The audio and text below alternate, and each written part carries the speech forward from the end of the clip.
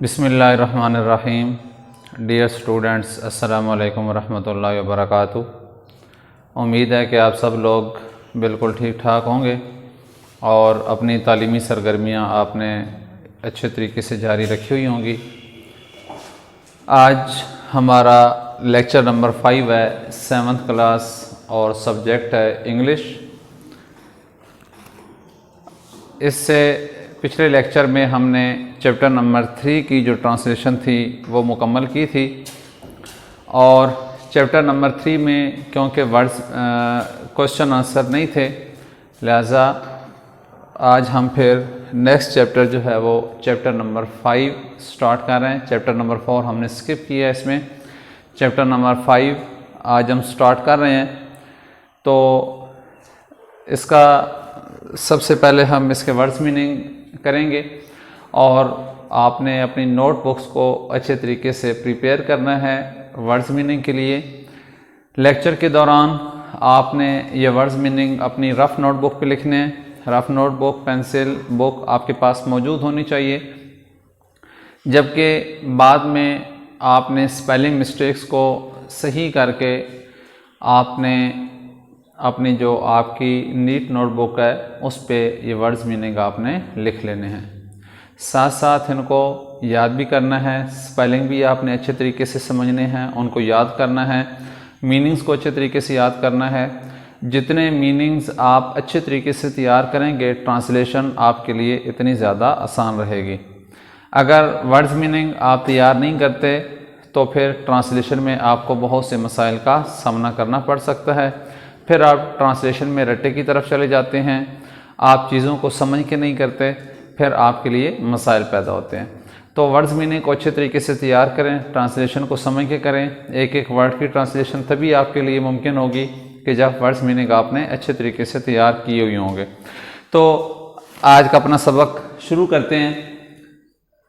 Words meaning हैं chapter number 5 के, Gulliver's travels, ये इस सबक का नाम है। तो इसके वर्ड्स मीनिंग स्टार्ट करते हैं। पहला वर्ड है हमारे पास ऑफिशियल, OFFICIAL। ऑफिशियल कहते हैं सरकारी मुलाजिम को। ऑफिशियल यहाँ पे हम क्या लिखेंगे, इसका मीनिंग लिखेंगे सरकारी मुलाजिम। ऑफिशियल सरकारी मुलाजिम, इस सबक के लिहाज से इसका मीनिंग बनेगा। उसके बाद सेकंड वर्ड है कैरेज,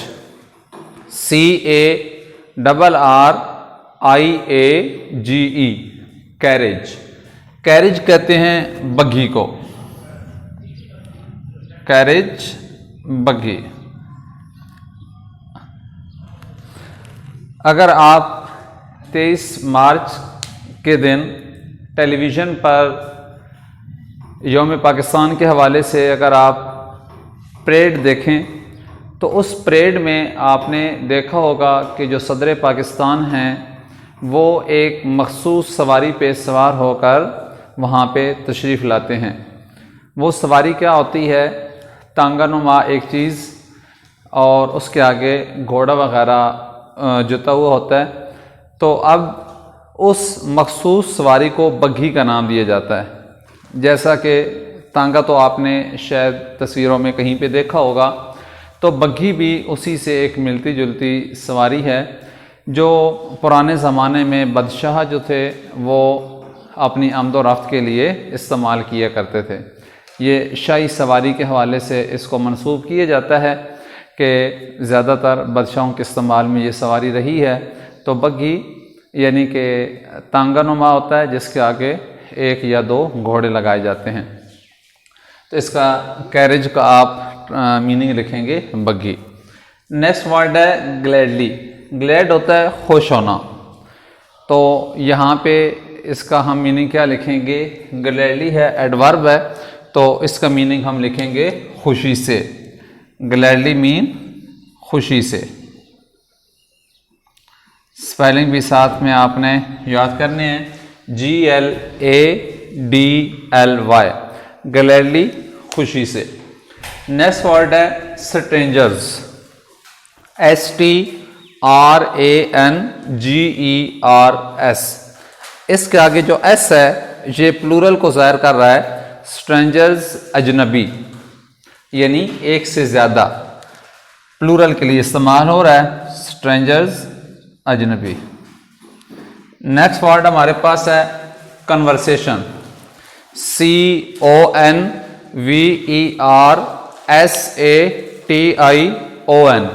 कन्वर्सेशन मीन गुफ्तगू, कन्वर्सेशन गुफ्तगू। दो आदमी या दो से ज़्यादा जो आपस में बातचीत कर रहे होते हैं उसे कन्वर्सेशन कहा जाता है, गुफ्तगू, बातचीत। नेक्स्ट वर्ड हमारे पास है supported, SUPPORTED, second form use की गई है। सपोर्ट का मतलब होता है हिमायत करना, तो यहाँ पे इसका मीनिंग आएगा हिमायत की, सपोर्टेड, हिमायत की, तरफदारी करना, हिमायत करना। नेक्स्ट वर्ड है सेलर्स, SAILORS, प्लूरल नाउन है सेलर्स। इस सबक में इसका मतलब होगा मल्लाह, कश्तियाँ चलाने वाले, सेलर्स, मल्लाह। नेक्स्ट वर्ड है हमारे पास सोल्जर्स, SOLDIERS, प्लूरल नाउन है सोल्जर्स, सिपाही, यानी एक से ज़्यादा सिपाही, सोल्जर्स, सिपाही।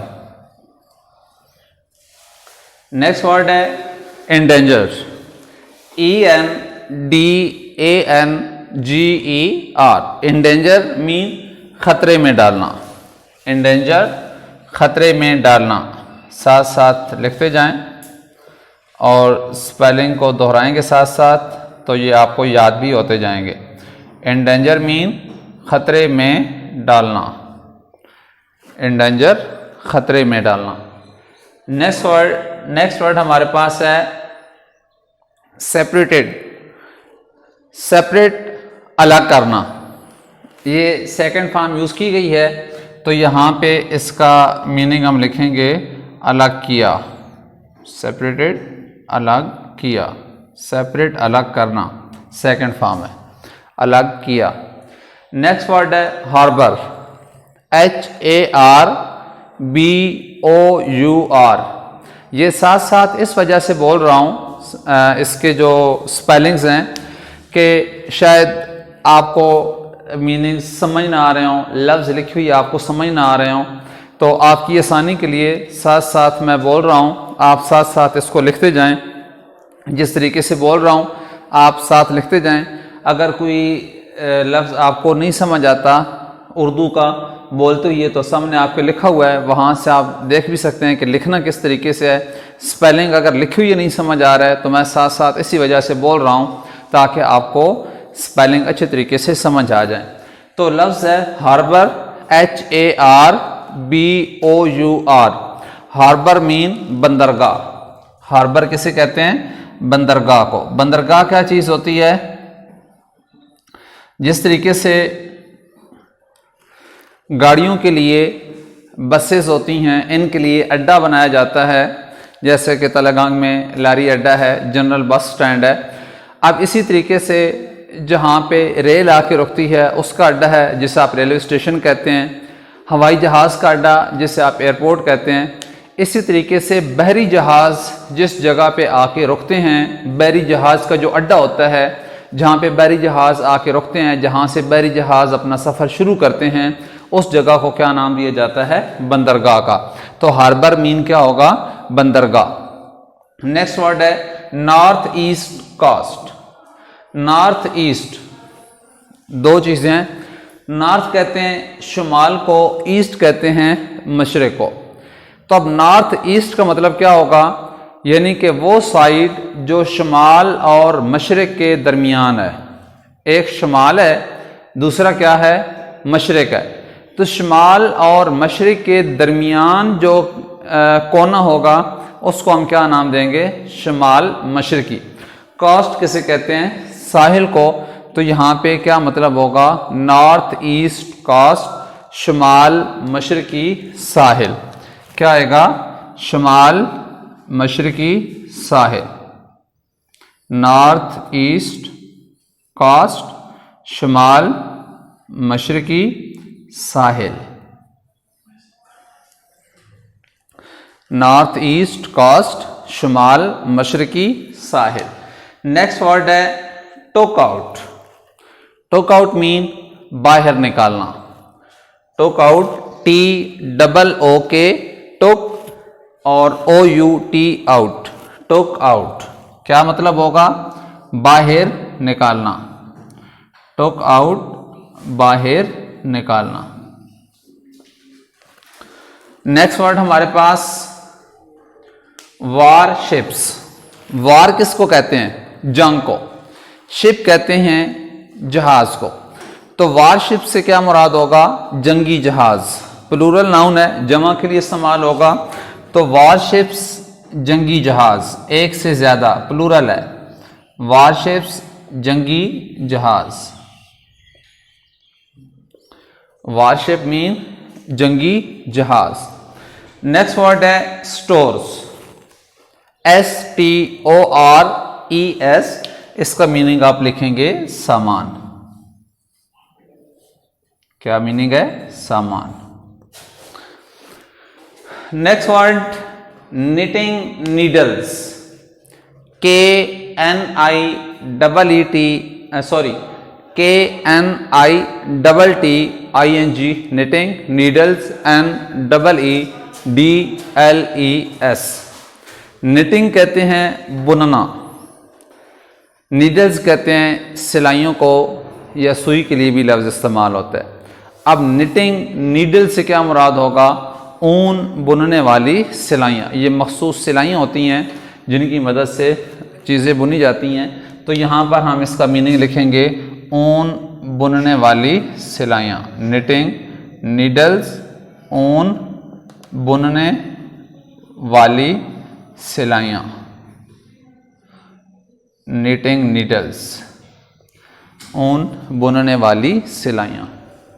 नेक्स्ट वर्ड है बेंट। बेंट, आप अगर कोई लोहे की तार लेते हैं, लोहे की तार को आप, नरम सी तार है, उसको आप मोड़ देते हैं, उसको कहते हैं बेंट करना। बेंट का मतलब क्या होगा? मोड़ना। किस तरीके से मोड़ना, उसकी एग्जांपल मैंने आपको दे दी है कि किसी लोहे की चीज़ को या किसी और नरम चीज़ को मोड़ देना। बेंट, मोड़ना। Took off. TOOK took, OFF off. Took off mean उतारना। उतारा सेकंड फॉर्म यूज की हुई है तो आप उतारा लिख दें। उतारना इसका टेक ऑफ, उतारना जी। उसके बाद शोर। SHORE। शोर किनारा, समंदर का किनारा या साहिल, दोनों मीनिंग इसके ठीक है। शोर समंदर का किनारा। नेक्स्ट वर्ड है terrible pain. TERRIBLE PAIN। Spelling दोबारा मैं रिपीट कर रहा हूं। TERRIBLE terrible, pain PAIN। Terrible कहते हैं शदीद, खौफनाक भी इसका एक मीनिंग है, लेकिन यहां पे हम टेरिबल, शदीद। पेन दर्द। तो टेरिबल पेन का मतलब शदीद दर्द, सख्त दर्द। टेरिबल पेन क्या मीनिंग लिखेंगे? शदीद दर्द। टेरिबल पेन, शदीद दर्द। डिले। आप अक्सर ये लफ्ज़ सुनते रहते होंगे कि ये काम डिले हो गया। डिले का मतलब ताख़ीर करना। डिले, ताख़ीर करना, मौखिर करना। डिले, ताख़ीर करना। उसके बाद डेयर। DARE। डेयर हिम्मत करना, जुर्रत करना। डेयर हिम्मत करना,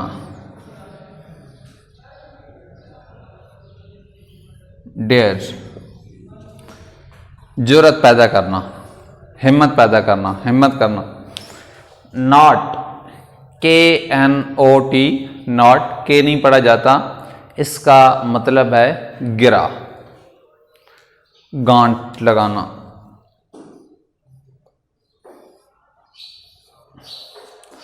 नॉट मीन गिरा। उसके बाद नेक्स्ट वर्ड जो हमारे पास है वो है एंकर। नेक्स्ट वर्ड हमारे पास है एंकर, ANCHOR,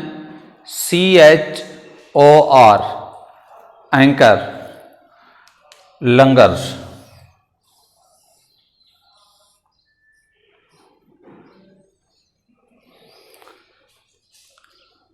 ये बहरी जहाज़ के लिए कि जहाँ पे बहरी जहाज़ को बांध दिया जाता है, बहरी जहाज़ को लंगर अंदाज किया जाता है कि क्योंकि पानी में अगर उसको खुला छोड़ दिया जाए तो वो पानी के बहाव के साथ आगे बह भी सकता है, पानी के बहाव के साथ साथ वो वहाँ से हरकत भी कर सकता है। तो उसको एक जगह पे रोकने के लिए क्या होता है कि किसी चीज़ के साथ उसको यानी कि इस तरीके से बांध दिया जाता है, जोड़ दिया जाता है ताकि वो वहाँ से हरकत ना कर सके। अगर आपने कश्ती की सवारी की हुई है तो आप देखते होंगे कि कश्ती को किनारे पे क्या कर दिया जाता है, किसी भी चीज़ के साथ बांध दिया जाता है ताकि वो पानी में आज़ादाना हरकत ना कर सके। उसके बाद नेक्स्ट वर्ड है स्पीचलेस। स्पीच का मतलब होता है बातचीत करना। पहले भी शायद आपको बताया था कि जिस वर्ड के साथ आप लेस लगा देते हैं वो उसका मीनिंग जो है वो उल्ट हो जाता है। अब स्पीच का मतलब होता है बातचीत करना, बोलना। अब जब लेस साथ लग जाएगा तो इसका मतलब क्या हो जाएगा, खामोश हो जाना।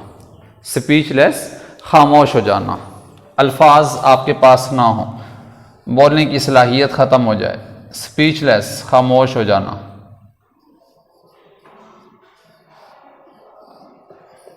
हैरत की वजह से, हैरानगी की वजह से, दुख की वजह से, गम की वजह से, किसी भी वजह से बोल ना सकते हों, बोल रहे हों, खामोश हो जाएं तो क्या हो जाएगा, स्पीचलेस, खामोश हो जाना। नेक्स्ट वर्ड है इमेजिन, तसव्वुर करना। क्या मीनिंग होगा, तसव्वुर करना। इमेजिन, तसव्वुर करना। नेक्स्ट वर्ड इमेजिन की स्पेलिंग IMAGINE। और नेक्स्ट वर्ड है कार्गो, CARGO, कार्गो, सामान के लिए इस्तेमाल किया जाता है लफ्ज़। आप इसका मीनिंग लिख देंगे साजो सामान, कार्गो, साजो सामान। नेक्स्ट वर्ड एम्परर, EMPERO, और शहंशाह के लिए, बादशाह के लिए ये लफ्ज़ इस्तेमाल होता है। यहाँ पे आप इसका मीनिंग लिखेंगे शहंशाह, एम्परर, शहंशाह। और लास्ट वर्ड है अराइवल, ARRIVAL, अराइवल, आमद। अराइवल का मतलब क्या होगा, आमद। तो बच्चों ये आपके चैप्टर नंबर 5 के वर्ड्स मीनिंग थे। उम्मीद है कि आपने इनको नोटबुक पे लिख लिया होगा। इसके बाद एक दफ़ा फिर आपने दोबारा ये लेक्चर सुनना है और इसके जो स्पेलिंग है उनको मैच करना है। जो आपने स्पेलिंग लिखी हुई है नोटबुक पे, जो इधर मैं साथ साथ बोल रहा था, आपने उसके साथ मैच करना है। कहीं पे अगर कोई गलती है उस गलती को आपने ठीक कर लेना है और उसके बाद फिर क्या करना है कि गलतियाँ दुरुस्त करने के बाद आपने फिर खुशखत करके अपनी जो नीट कॉपी है उस पर आपने लिख लेना है और फिर इनको याद करना है। याद करने के बाद आपने एक छोटा सा टेस्ट दे देना है अपने घर वालों को और उसके बाद फिर इंशाल्लाह ट्रांसलेशन इसकी हम नेक्स्ट चैप्टर में स्टार्ट करेंगे। तब तक के लिए अल्लाह हाफिज़।